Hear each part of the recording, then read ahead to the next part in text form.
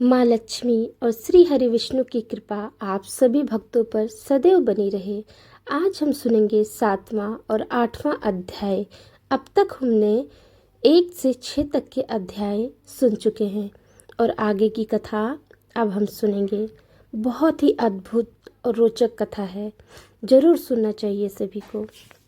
नैमिषारण्य में बैठे ऋषियों ने जब सूत जी से पूछा कि भगवान श्री कृष्ण ने अधिक मास के दुख को सुनकर क्या किया, तब सूत जी ने 7वें अध्याय किया दिव्य कथा सुनाई। सूत जी बोली, हे मुनियों, यही प्रश्न नारद जी ने भगवान नारायण से किया था और अब मैं वही उत्तर आपको सुनाता हूँ। भगवान नारायण बोले, हे नारद, जब भगवान विष्णु ने अधिक मास की पीड़ा श्री कृष्ण के सामने रखी, तब गोलोकनाथ श्री कृष्ण ने अत्यंत करुणा और प्रसन्नता से कहा, हे विष्णु, तुमने बहुत अच्छा किया जो इस मलमास को यहाँ ले आए।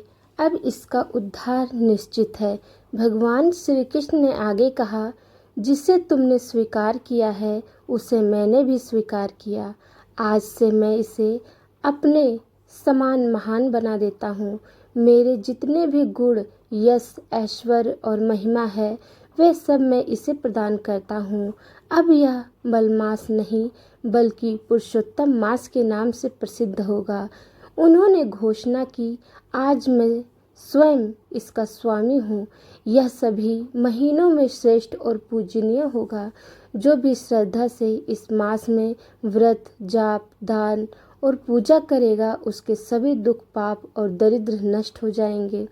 भगवान ने आगे इसकी महिमा बताते हुए कहा, अन्य मासों में किए गए पुण्य सीमित फल देते हैं, परंतु इस पुरुषोत्तम मास में किया गया एक छोटा सा पुण्य भी करोड़ों गुना फल देने वाला होता है। मनुष्य इस मास में भक्ति करता है, वह बिना कठिन तपस्या के ही मेरे परम धाम को प्राप्त हो सकता है। उन्होंने यह भी कहा, जो लोग इस मास का अनादर करते हैं, धर्म कर्म नहीं करते, स्नान, दान और जप से दूर रहते हैं, वे दुर्भाग्यशाली होते हैं और उन्हें जीवन में दुख ही मिलता है। परंतु जो श्रद्धा और विश्वास से इस मास का पालन करते हैं, उन्हें धन, संतान, सुख और अंत में मोक्ष की प्राप्ति होती है। भगवान श्री कृष्ण ने विशेष रूप से कहा, मेरे इस पुरुषोत्तम मास के भक्त मुझे अत्यंत प्रिय हैं। उनके छोटे से प्रयास पर भी मैं प्रसन्न हो जाता हूँ और उनकी मनोकामनाएं शीघ्र पूरी करता हूँ। उनके दोषों को भी मैं नहीं देखता। उन्होंने आगे निर्देश दिया, जब भी यह पुरुषोत्तम मास आए, तब सभी को अपनी शक्ति के अनुसार स्नान, पूजा, जाप और दान अवश्य करना चाहिए। यही सबसे श्रेष्ठ साधन है और यही जीवन को सफल बनाने का सरल मार्ग है।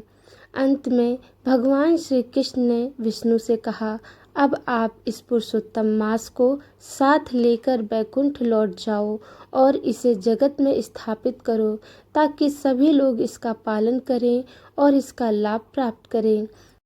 भगवान श्री कृष्ण के ये वचन सुनकर भगवान विष्णु अत्यंत प्रसन्न हुए। उन्होंने श्री कृष्ण को प्रणाम किया और अधिक मास, जो अब पुरुषोत्तम मास बन चुका था, को साथ लेकर गरुड़ पर सवार होकर वैकुंठ लौट गए। पुरुषोत्तम मास महात्म कथा अध्याय 8।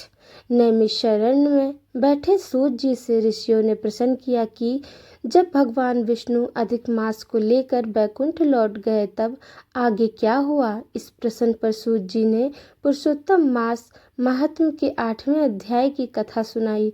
सूत जी बोले, हे ऋषियों, यही प्रश्न नारद जी ने भी भगवान नारायण से किया था। तब भगवान नारायण ने उत्तर दिया, हे नारद, विष्णु जी अधिक मास को अपने साथ वैकुंठ ले गए और वहाँ उसे अपने समीप स्थान दिया। अब वह अधिक मास, जो पहले अपमानित था, 12 मासों में श्रेष्ठ बन गया और पुरुषोत्तम मास के रूप में प्रतिष्ठित होकर सम्मानित होने लगा। इसके बाद भगवान श्री कृष्ण ने पांडवों की ओर देखकर उनसे कहा, हे युधिष्ठिर, ऐसा प्रतीत होता है कि वनवास के समय आप लोगों ने पुरुषोत्तम मास का आदर नहीं किया। इसी कारण आप इतने दुखों को भोग रहे हैं।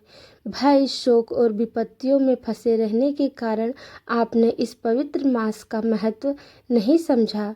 भगवान ने आगे समझाया, मनुष्य को अपने भाग्य पर विश्वास रखना चाहिए, क्योंकि सुख दुख, लाभ हानि सब उसी के अनुसार प्राप्त होते हैं। परंतु एक और कारण भी है जिसके कारण तुम्हें यह कष्ट सहना पड़ रहा है। अब मैं वह पुरातन कथा सुनाता हूँ। इसके बाद भगवान श्री कृष्ण द्रौपदी के पूर्व जन्म की कथा सुनाते हैं। उन्होंने कहा, पूर्व जन्म में द्रौपदी एक महात्मा मेधावी ऋषि की अत्यंत सुंदर और गुणवान पुत्री थी।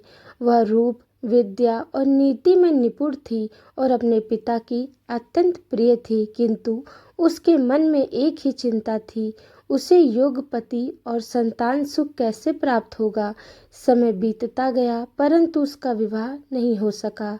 वह अपनी सखियों को पति और परिवार का सुख भोगते देख स्वयं भी उस सुख की कामना करने लगी।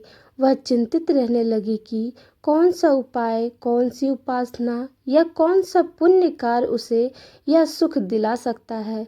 उधर उसके पिता मेधावी ऋषि भी उसके योग्य वर की खोज में देश देशांतर तक भटकते रहे, परंतु उन्हें कोई योग्य वर नहीं मिला। इसका कारण वे अत्यंत चिंतित और निराश हो गए।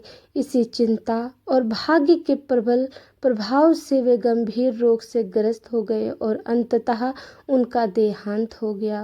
मृत्यु के समय उन्होंने भगवान श्री कृष्ण का स्मरण किया, जिससे भगवान के दूत उन्हें अपने साथ दिव्य लोक में ले गए। अपने पिता की मृत्यु देखकर वह कन्या अत्यंत दुखी हो गई। वह विलाप करने लगी, हे पिताजी, अब मैं अनाथ हो गई हूँ।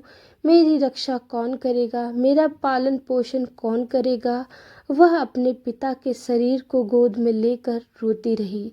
उसका करुण विलाप सुनकर आसपास के मुनि वहाँ आए और उन्होंने विधि पूर्वक मेधावी ऋषि का अंतिम संस्कार किया। फिर वे कन्या को समझाकर अपने साथ आश्रम लौट गए।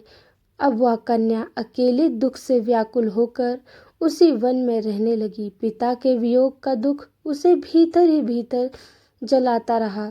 वह ना तो ठीक से खा पाती थी और ना ही शांत रह पाती थी। जैसे बछड़े के वियोग में गाय व्याकुल हो जाती है, वैसे ही वह भी शोक में डूबी रही।